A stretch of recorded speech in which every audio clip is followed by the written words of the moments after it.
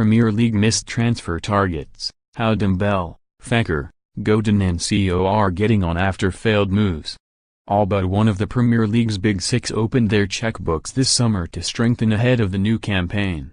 Manchester City broke their transfer record landing Riyad Mahrez, while Arsenal brought in no fewer than 5 new players, and Liverpool and Manchester United made both strategic and necessary signings. But as is the case every year, there is always one player who got away, the one you, as a fan, would have loved to have seen in your team's colors. Here we take a look at the one highest profile player linked with each of the Big Six this summer and reveal why the deal failed, how they're getting on now, and what difference they would have made. What happened? It was arguably the transfer saga of the summer. Nabil Fekir's on-off move to Liverpool was full of the tragedy and intrigue of a BBC Sunday night drama. Ready to move just before the World Cup, the attacking midfielder arrived, pen in hand, to sign the deal and even did his interview for the club website. But Liverpool saw a problem in his medical and wanted to restructure the £50M plus deal. Tough Lion president Jean-Michel Aulas was having none of it. The deal was off, and despite numerous rumors that Jurgen Klopp's men may come back again, and rumblings from other clubs, he remains in Ligue 1. How has he been doing? Lion currently sit an unremarkable 9th in the table. Fekir was welcomed with open arms by his teammates after his late arrival after his admittedly limited World Cup exploits. Behind his teammates he didn't make the 16 for the 2-0 win over Amiens or the loss to Rennes. But he was back as a sub for the 2-0 win over Strasbourg, playing just 11 minutes. After his return, Lion boss Bruno Genesio admitted he had been affected and said, "It is never easy accepting this kind of situation where you are very near signing for a club you want to join. He now has to contribute towards a great season for us." Back in the starting lineup for the home match with Nice, it didn't go to plan as the away side won 1-0. Would he have made a difference? Well, Liverpool sit top of the Premier League with 4 wins from 4. But that doesn't mask poor second-half displays where they've had to hang on in games, especially against Leicester. Liverpool's creative unit come out all guns blazing, but they all had long seasons last term and do tire as the match goes on. Options off the bench such as Xherdan Shaqiri are not of the quality of Fekir. He could have given the Reds something different when they needed it. What happened? Having caught the eye during Russia's remarkable run to the World Cup quarter-finals, Golovin was lined up by new Chelsea boss Maurizio Sarri. Chelsea held talks with Golovin's representatives, but he opted to join Monaco, where he would have more first-team opportunities. The Blues' former technical director Michael Minalo came back to haunt them as he pushed through the deal. How has he been doing? Well, he hasn't played. Shortly after linking up with his new teammates, Golovin suffered an ankle injury in training that has kept him out ever since. He is expected to return soon after the international break. Would he have made a difference? Considering he hasn't featured for Monaco, probably not. Chelsea have been impressive under Maurizio Sarri, too, winning all 4 of their Premier League matches. Ross Barkley started the season in the advanced midfield role before being replaced by deadline day recruit Mateo Kovacic, and you'd have to wonder if Golovin would have featured, had he been fit. What happened? City thought they had their man early in the summer, but Maurizio Sarri managed to lure him to Chelsea. Jorginho's arrival came just hours after Chelsea announced Sarri as their new boss, and the timing was certainly no coincidence. City were furious with Napoli, having believed they had an agreement, and suggested the player had been bullied into joining Chelsea. How has he been doing?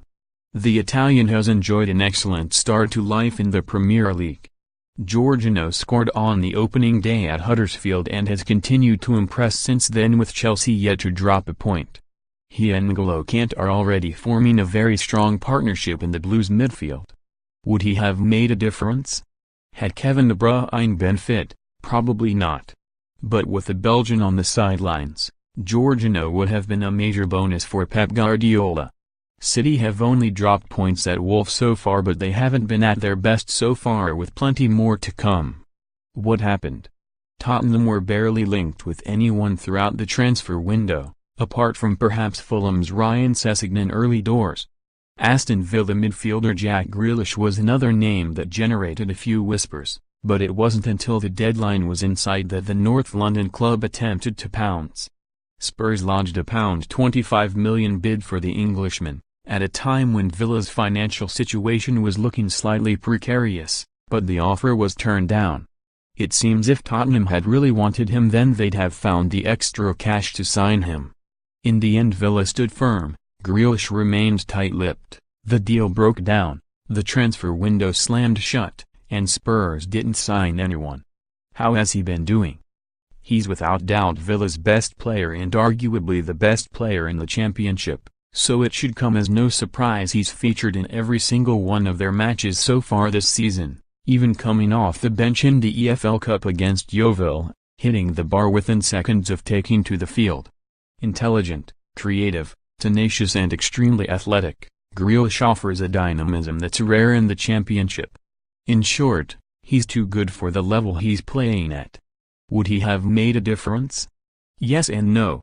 Would he be a regular starter? Almost certainly not. Let's not forget he would have had to battle with the likes of Dele, Christian Eriksen and Lucas Moura. But, would he suit Spurs' style? Absolutely. Would he impress coming off the bench? Absolutely. Would he improve under Maurizio Pochettino? Certainly.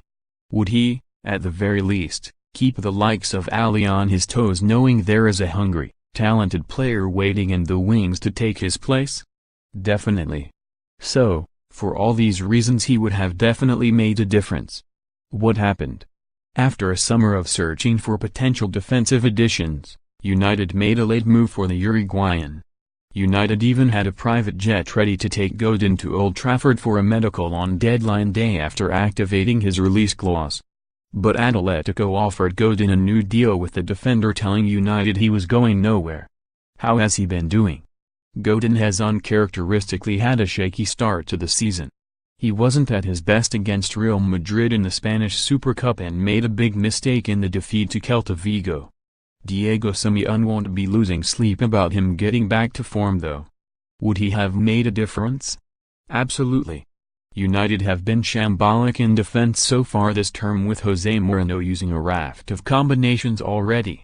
Eric Bailly and Victor Lindelof were awful at Brighton, while Chris Smalling and Phil Jones, with Ander Herrera, were no better against Tottenham.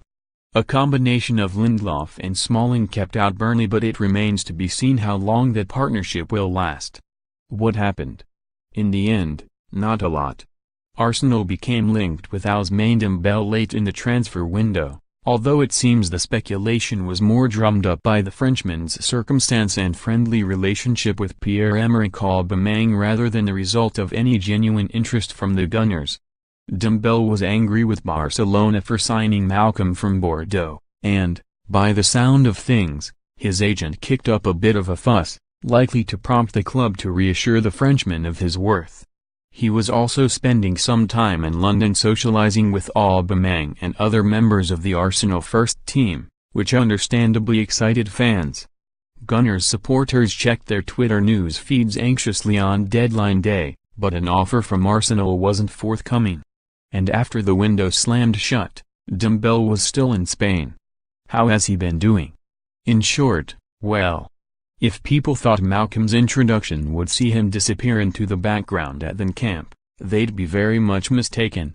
Dembele has featured 4 times for the Catalan Giants so far this season, and has netted on 3 occasions, once in a 2-1 win over Sevilla in the Spanish Super Cup, and the only goal of the game in a 1-0 victory over Real Valladolid in the league. Malcolm, on the other hand, has featured just once. Would he have made a difference? Would a world-class attacking player make a positive difference to Arsenal? Absolutely, but then he'd make a positive difference to any team. The real question is the positive difference Dembele would make at Arsenal really what they need right now? And the answer is no. Up front the Gunners have no real issues. In Aubameyang, Alexander Lacazette and Mesut Ozil they have pace, power, intelligence, creativity and goals.